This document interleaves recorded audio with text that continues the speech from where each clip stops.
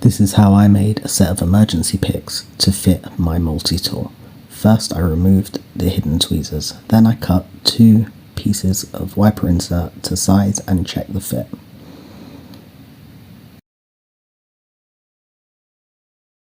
Next I used my Dremel to shape the rough profiles that I wanted on these emergency picks.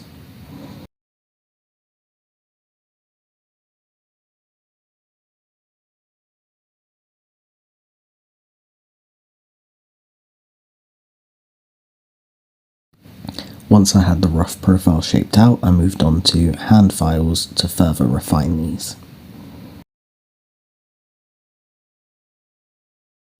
Next, I polished them a little bit with a 1500 grit sanding pad, then I hit them with some white polishing compound. Then I bend the tensioners and check the fit. I noticed that one of them is slightly long, so I file it down and give it a final check. Let's test to see if they work.